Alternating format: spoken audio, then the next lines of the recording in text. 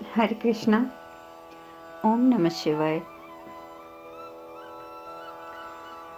कल हम कथा में बात कर रहे थे, जब हमने विश्राम लिया था उस समय हमारी चर्चा चल रही थी कि महादेव ने माता पार्वती को ये समझाया कि बेशक हम तीनों एक दूसरे के पूरक हैं, हम तीनों त्रिमूर्ति हैं, पर फिर भी हम तीनों एक दूसरे का ही ध्यान करते हैं। और उन्होंने सारा कारण समझाया कि किस वजह से हम एक दूसरे का ध्यान करते हैं। साथ ही उन्होंने माता पार्वती को ये भी बोला कि तुम्हारे चेहरे से मैं समझ सकता हूँ कि तुम्हें बहुत चिंता है कार्तिकेय की, लेकिन इतना याद रखना, मैं मानता हूँ कि संतान के लिए व्याकुल होना स्वाभाविक है, पर अगर वो व्याकुलता संतान के विकास में अवरोध उत्पन्न करने लगे तो ये उचित नहीं होता। पार्वती महादेवी भी समझाते हैं। उधर इंद्रदेव और देवतागण सभी बहुत प्रसन्न हैं। क्यों प्रसन्न है? क्योंकि अब उन्हें पता चल गया है कि महादेव प्रशिक्षण शुरू कर रहे हैं, इसलिए सब बहुत प्रसन्न है। यहाँ तक कि इंद्रदेव तो वहीं ऊपर वैकुंठ लोक में से जोर से चिल्ला के यहाँ तक बोलते हैं, ताड़कासुर तुम्हारे अत्याचारों का अंत होने वाला है, अब तुम्हारे अत्याचारों का अंत अब बहुत समीप है। और सब बहुत प्रसन्न है कि कार्तिकेय का प्रशिक्षण शुरू होगा। महादेव ने ये सब कुछ तो समझा दिया माता पार्वती को। देवतागण भी सब कुछ देखकर बहुत प्रसन्न हैं, लेकिन माँ की चिंता खत्म नहीं होती। माता पार्वती कुछ समय के लिए वहां से जाती हैं और बाद में अपने हाथ में एक बड़ा सा पत्ता वो लेकर उपस्थित होती हैं और वो लाकर उनके हाथ में रखती हैं, महादेव के हाथ में। कहती हैं, स्वामी, कार्तिकेय को आज आप निर्भीक और सुदृढ़ बनाने के लिए आप जो प्रक्रिया शुरू करने जा रहे हैं, आप जो प्रक्रिया आज आरंभ करने जा रहे हैं, हमें आभास है कि उसे अपने लक्ष्य तक पहुंचने के लिए पीड़ा की चरम सीमा को पार करना पड़ेगा। क्योंकि माता पार्वती जानती हैं कि इस प्रशिक्षण में वो जख्मी भी होंगे, वो आहत भी होंगे, सब कुछ होगा। इसीलिए माता पार्वती अपने हाथों से लेप बनाकर उस पत्र में डालकर लेकर आती हैं और महादेव से ये कहती हैं कि हम जानते हैं कि इसे पीड़ा की चरम सीमा को पार करना होगा। उसे ये भी सीखना होगा कि एक कुशल योद्धा को आहत होने के बाद भी लड़ते रहना पड़ता है। एक कुशल योद्धा ये कभी नहीं देखता कि मुझे जख्म मिल गया है और वो रुक जाए, ऐसा नहीं होता। माता पार्वती कहती हैं, हम ये सब कुछ जानते हैं, लेकिन फिर भी हम एक माँ हैं, और ये जानते हुए भी कि वीर अपने घाव की चिंता नहीं करते हैं, लेकिन योद्धा की माँ वो क्या करे? हमने आपको यही कहा ना महादेव कि हम एक माँ हैं। बेशक हम एक योद्धा की माँ बनने जा रहे हैं, लेकिन रहेंगे तो हम माँ ना। तो आप बताएं कि उस योद्धा की माँ क्या करे? उसे अपनी संतान की पीड़ा की अनुभूति कैसे ना हो? हम जानते हैं कि ये लेप जो कि उसके घाव भरने के लिए जरूरी है, ये लेप आपकी योजना के अनुकूल नहीं है। किंतु महादेव, फिर भी हम आपसे विनती करते हैं कि आप इसे अपने साथ ले जाइए और कार्तिकेय को जब इसकी आवश्यकता पड़े आप ये लेप उसको लगा दीजिएगा। ये हमारी आपसे विनती है। बहुत व्यथित है माता पार्वती, बहुत व्यथित। भगवान शिव कहते हैं, पार्वती, एक माँ का आशीर्वाद और उसका वात्सल्य एक पुत्र की सबसे बड़ी शक्ति होती है, और अगर वो इन चीजों से वंचित रह जाए तो वो कुशलता की पराकाष्ठा तक कभी नहीं पहुंच पाता। और ये समझाते हुए महादेव माता पार्वती के हाथ से वो लेप ले लेते हैं। उनका कहने का तात्पर्य सिर्फ इतना था कि पार्वती, वो तुम्हारा पुत्र है तो वो हमारा भी पुत्र है, और तुम्हारे आशीर्वाद के बिना, तुम्हारे वात्सल्य के बिना वो कभी भी कुशलता की पराकाष्ठा तक नहीं पहुंचेगा। इसीलिए वो चाहते थे कि माता पार्वती अपने पुत्र को आशीर्वाद दें। मन ही मन माता पार्वती आशीर्वाद भी दे देते हैं। और उधर कार्तिकेय, वो तो सूर्योदय से पहले ही तैयार हो गया और जाकर प्रशिक्षण स्थल पर खड़ा हो गया और वहां पर ओम नमः शिवाय का जाप करने लग गया।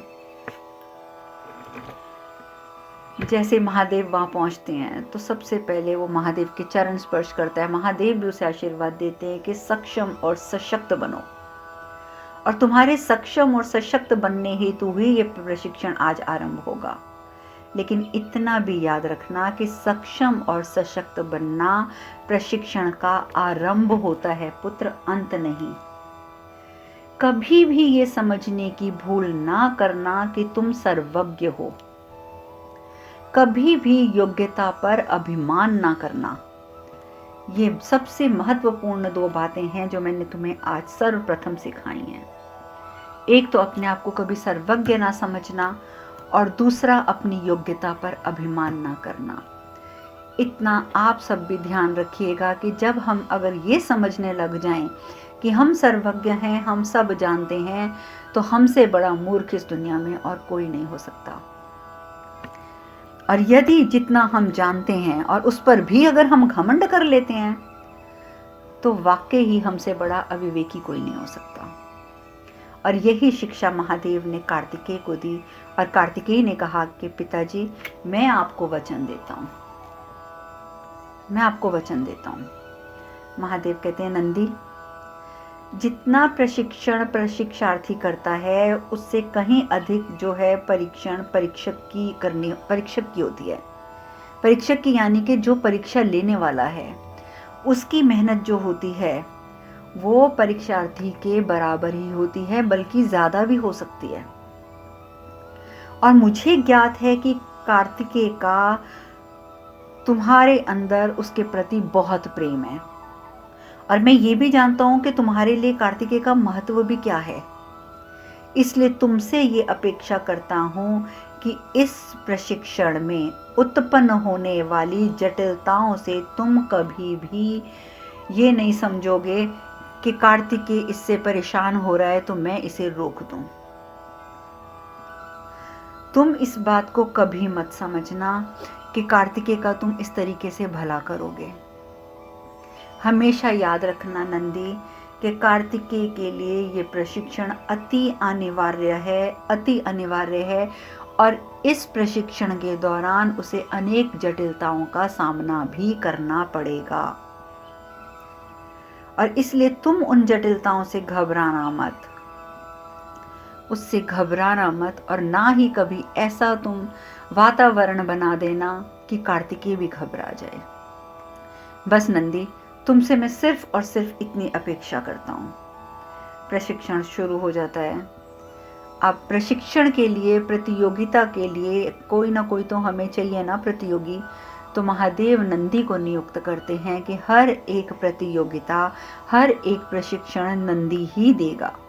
महादेव सारा ध्यान रखेंगे, महादेव सब कुछ तय करेंगे, महादेव के आदेशानुसार होगा जो भी होगा, लेकिन जो कुछ भी करना है वो नंदी को करना होगा। और इसीलिए जब सबसे पहले दौड़ की प्रतियोगिता शुरू होती है तो नंदी को कहा जाता है कि नंदी, अब तुम कार्तिकेय के साथ दौड़ लगाओगे। और नंदी अपने बैल के रूप में आकर दौड़ लगाते हैं, पर कार्तिकेय भाग नहीं पाते। कार्तिकेय का आज पहला दिन था। एक छोटा सा बालक, एक मासूम सा बालक एक बैल के साथ दौड़ नहीं लगा पाता। दोबारा महादेव बुलाते हैं, दोबारा बोलते हैं दौड़ो। दोबारा फिर दौड़ शुरू करी जाती है कि आ जाओ, पुनः वापस इसी रेखा पर आ जाओ, दोबारा करो। लेकिन कार्तिकेय फिर जाकर मध्य में रुक जाते हैं। सारे देवता गण जो ऊपर से देख रहे हैं, प्रेत गण जो वहां खड़े होकर देख रहे हैं, सब स्तब्ध हो जाते हैं। महादेव फिर बुलाते हैं रेखा पर, पुनः रेखा से आरंभ करते हैं। कार्तिकेय फिर थोड़ा सा आगे जाके गिर जाता है, पर महादेव इस चीज को खत्म नहीं करते। वो कहते हैं कि ये दौड़ तो रोज होगी, जब तक तुम इसमें सफलता प्राप्त नहीं कर लोगे ये दौड़ रोज होगी। और इसी प्रकार से फिर वो मल्ल युद्ध करवाते हैं। मल्ल युद्ध में भी उसको जगह जगह पर कार्तिकेय को जख्म हो जाते हैं। रात हो जाती है, मतलब शाम हो जाती है, नंदी लेप लेके आते हैं, नंदी लेप लगाते हैं। साथ ही साथ क्षमा भी मांगते हैं कार्तिकेय से कि मुझे क्षमा कर दो कुमार, मुझे क्षमा कर दो, मैं कर्तव्यबद्ध हूँ, मैं कर्तव्यबद्ध हूँ, मैं महादेव के आदेश की उल्लंघन नहीं कर सकता, सो मुझे तुमसे युद्ध तो करना ही पड़ेगा। हर तरह के प्रशिक्षण दिए जाते हैं, हर तरह के, तलवार चलानी, दौड़ना, अलग अलग शस्त्र चलाने, सारे प्रशिक्षणों में नंदी ही उसके साथ युद्ध करते हैं। और तो और एक ऊंचे पहाड़ पर ले जाकर महादेव कहते हैं कि यहाँ से कूदो, और कार्तिकेय पीछे हट जाते हैं कि नहीं, मैं यहाँ से नहीं कूद सकता। 1-2 दिन के प्रशिक्षण के बाद थक कर कार्तिकेय बेहोश हो जाते हैं। उनमें कहाँ इतनी शक्ति थी, इतने मासूम बालक में इतना ज्यादा कठिन परिश्रम करने की। बेहोश हो जाते हैं। महादेव उन्हें उठाते हैं और पार्वती के पास ले जाते हैं। माता पार्वती उन जगह जगह कार्तिकेय को लेप लगाती है। शिव भी प्यार से कार्तिकेय के सिर पे हाथ फेरते हैं, अपने हाथों से कार्तिकेय को लेप लगाते हैं और बहुत प्यार से महादेव कहते हैं सर पे हाथ फेरते हुए, मेरा पुत्र।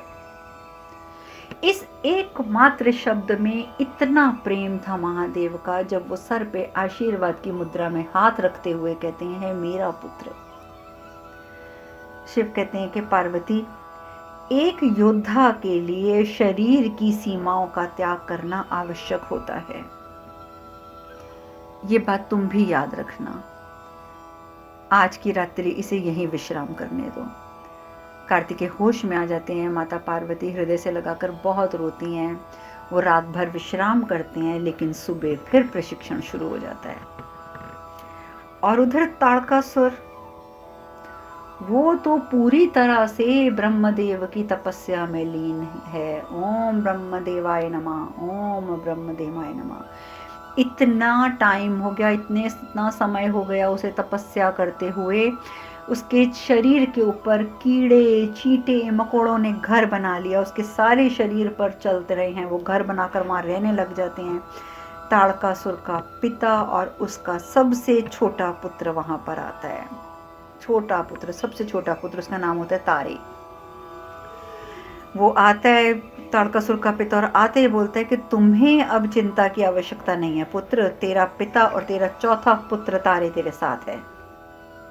तारे भी कहता है, जी पिताजी, आपके 3 पुत्र तो अमृतत्व के लालच में आपका साथ नहीं दे रहे हैं, पर मैं आपका चौथा पुत्र आपके साथ हूं।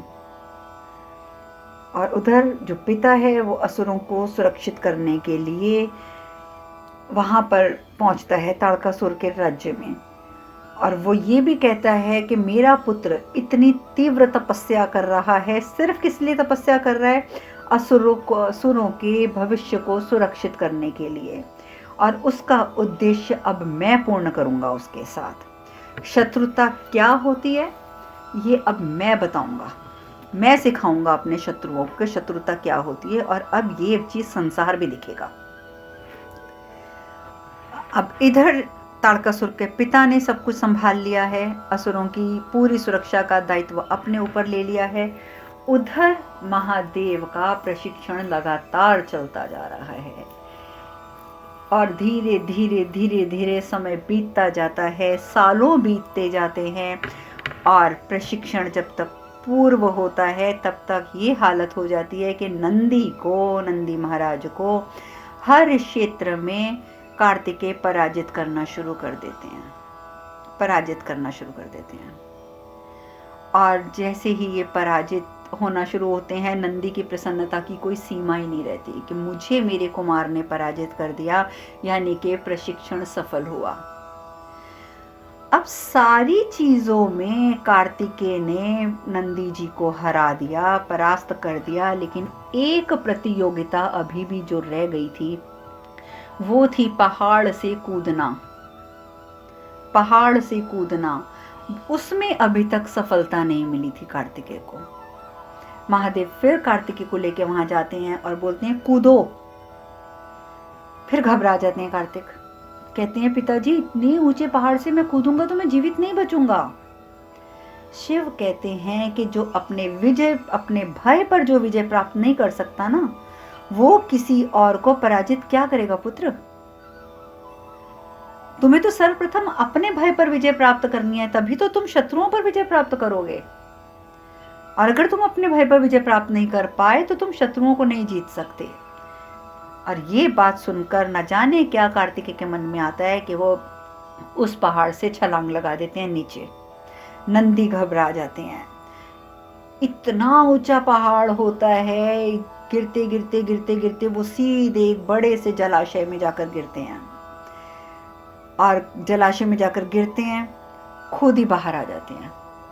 महादेव ऊपर पहाड़ पर खड़े, और वो जब वो जलाशय से अपना सिर बाहर निकालते हैं तो हाथ जोड़ते हैं नीचे ही खड़े हुए हुए, और महादेव ऊपर से ही आशीर्वाद देते हैं। इतने प्रसन्न है कार्तिकेय क्योंकि आज उनका ये पहाड़ से कूदने में जो भय था वो भी आज खत्म हो गया। वर्षों और बीत जाते हैं, प्रशिक्षण में पूरी तरीके से कार्तिकेय योद्धा बन जाते हैं, और उसके बाद वो रोज इस चीज का अभ्यास करते हैं कि मुझे पहाड़ से कूदना है और जीवित रहना भी है। इस तरीके से कूदना है कि मुझे जीवित रहना भी है। और बड़े हो जाते हैं, जब उनकी उम्र थोड़ी और 2-4 साल बीत जाती है, तो जब वो पहाड़ से कूदते हैं तो एक दिन बाहर ही नहीं निकलते। नंदी जी परेशान हो जाते हैं, महादेव कार्तिक बाहर क्यों नहीं निकल रहे, कुमार बाहर क्यों नहीं निकल रहे, उन्हें कुछ हो तो नहीं गया। भागते हुए नंदी जाते हैं नीचे और देखते हैं कि उसी समय वो पानी में से बाहर निकल आते हैं। खुद ही पानी से बाहर निकलते हैं, बड़े हो चुके होते हैं, बाहर निकलते हैं और नंदी महाराज के पाँव छूते हैं। नंदी महाराज कहते हैं, ये आप क्या कर रहे हैं? आप इस तरीके से मेरे चरण स्पर्श मत करें, आप मेरे चरण स्पर्श ना करें कुमार। तो कार्तिकेय कहते हैं कि नंदी, आप बेशक मुझे चरण स्पर्श करने से रोक दें, परंतु मेरा हृदय आपके प्रति श्रद्धा से सदैव भरा रहेगा। और ये बात कहकर महादेव जो ऊपर पहाड़ पर खड़े होकर आज फिर देख रहे थे कार्तिकेय को, नंदी और कार्तिकेय हाथ जोड़ते हैं, महादेव वहीं से आशीर्वाद देते हैं। और सिर्फ महादेव आशीर्वाद नहीं देते बल्कि ब्रह्मा जी, विष्णु जी सभी आशीर्वाद देते हैं उन्हें, सभी आशीर्वाद देते हैं, सभी का आशीर्वाद प्राप्त हो जाता है। महादेव भी जब दोनों का आशीर्वाद देते हैं और फिर वो कार्तिकेय को जब ऊपर आ जाते हैं तो कार्तिकेय को बोलते हैं, कार्तिकेय तुम्हारा प्रशिक्षण संपूर्ण हो गया है, ठीक है, आज के बाद तुम्हें अब मुझे नहीं लगता कि किसी और प्रशिक्षण की आवश्यकता है। और साथ ही वो पार्वती के पास जाते हैं और पार्वती को जाकर बोलते हैं कि पार्वती, कार्तिकेय का प्रशिक्षण संपूर्ण हो गया है। वो सारे घाव, वो असहनीय पीड़ा, अब सब कुछ फलित हो गई है। जाओ, जाकर उसे अपने हृदय से लगा लो, अपने पुत्र को अपने हृदय से तुम अब लगा लो। माता पार्वती कहती हैं कि हमारे हृदय से लगे रहने हेतु तो आपने उसे योद्धा नहीं बनाया ना महादेव। बड़े कटाक्ष के रूप में ये बात कहती हैं पार्वती, क्योंकि वो जानती हैं कि अब कार्तिकेय जब संपूर्ण योद्धा बन चुका है तो उसे युद्ध के लिए भी प्रस्थान करना होगा। और जब महादेव कहते हैं कि जाओ अपने पुत्र को हृदय से लगा लो, तो इसीलिए माता पार्वती कहती हैं कि हमारे हृदय से लगे रहने हेतु तो आपने उसको योद्धा नहीं बनाया ना महादेव, तो फिर किस लिए हम हृदय से लगाएं? ताकि वो हमारा आशीर्वाद प्राप्त करके रणभूमि की ओर प्रस्थान कर सके, इसलिए हम उसे अपने हृदय से लगाएं। महादेव फिर समझाते हैं कि पार्वती ये तो नियति है। माता पार्वती कहती हैं, अगर ये नियति है तो इस नियति को परिवर्तित कर दीजिए स्वामी, इसे परिवर्तित कर दीजिए। महादेव कहते हैं, तुम्हें ज्ञात है ना पार्वती कि यदि ऐसा हुआ तो परिणाम क्या होगा? जानती है ना आपके परिणाम क्या निकलेगा? माता पार्वती कहती हैं कि आपको एक योद्धा चाहिए और हमें हमारा पुत्र चाहिए। हम दोनों में यही फर्क है, आपको योद्धा चाहिए, मुझे पुत्र चाहिए। अपेक्षाएं तो हम दोनों की हैं। आपके कार्तिकेय से अपेक्षा है कि आपको एक योद्धा बनाना है, मेरी अपेक्षा है कि मुझे उसे अपने पुत्र के रूप में स्वीकार करना है। तो आप मुझे एक बात बताइए कि जब हम दोनों की अपेक्षाएं कार्तिक से है तो कार्तिक से आपकी अपेक्षा उचित और हमारी अपेक्षा जो है वो अनुचित क्यों है? सॉरी, आपकी जो अपेक्षा है कि वो योद्धा बने तो वो तो उचित है, और हम चाहते हैं कि हमें हमारा पुत्र प्राप्त हो तो वो अनुचित है। ऐसा क्यों, ऐसा क्यों स्वामी? शिव कहते हैं, पार्वती, भावुक होकर संतान के व्यक्तित्व को सार्थक ना होने देना ये उचित नहीं है। उसे अपने उद्देश्य, अपने कर्तव्य की पूर्ति ना करने देना ये भी उचित नहीं है। और यदि शिव और शक्ति ही मैं और मेरा इससे परे नहीं देखेंगे तो कौन देखेगा? अगर तुम कार्तिकों को कि तुम ये मेरा पुत्र है, मेरा पुत्र है, जब तुम ही आदि शक्ति होते हुए, मैं शिव होते हुए, अगर मैं और तुम, मैं और मेरा में उलझे रहेंगे, तो मैं और मेरा में उलझने के बाद हम उससे परे जो नहीं देख पाएंगे और हम ही नहीं देख पाएंगे तो कौन देखेगा? पार्वती, कितने कल्पों से कार्तिक की प्रतीक्षा कर रही है ये सृष्टि, उसे हम क्या उत्तर देंगे? क्या उत्तर देंगे? क्या कहेंगे? तुम बताओ पार्वती, क्या कहेंगे? क्या मैं सृष्टि को जाकर ये उत्तर दूं कि एक माँ ने अपने एक पुत्र के मुंह में अपनी अन्य अनेकों संतानों का अहित जो है वो निर्धारित कर दिया है? मैं ये कहूं जाकर सृष्टि से?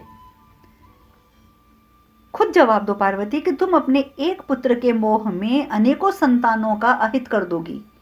ये बात जाकर मैं बोलूं सृष्टि को? तुम्हें क्या ये उचित लगेगा? नहीं पार्वती, हम अपनी कर्तव्यबद्धता से पीछे नहीं हट सकते, और तुम्हें जल्द ही इसकी अनुभूति भी होगी। इसकी अनुभूति भी होगी पार्वती कि माता का अपने संतान को जगत कल्याण हेतु समर्पित करना मातृत्व की हार नहीं, अपितु मातृत्व की पराकाष्ठा है, पराकाष्ठा। महादेव की बातें सुन तो ली माता पार्वती ने, पर वो वहां से चली गई। अब आगे क्या होता है, वो युद्ध पे जाने देंगी कार्तिकेय को या नहीं जाने देंगी, ये चर्चा हम कल करेंगे। आज हम कथा में यहीं विश्राम लेते हैं। हरे कृष्ण कृष्ण कृष्ण हरे हरे, हरे राम राम राम हरे हरे। आप सब खुश रहें, सुखी रहें, स्वस्थ रहें। हरे कृष्णा। ओम नमः शिवाय, ओम नमः शिवाय, ओम नमः शिवाय।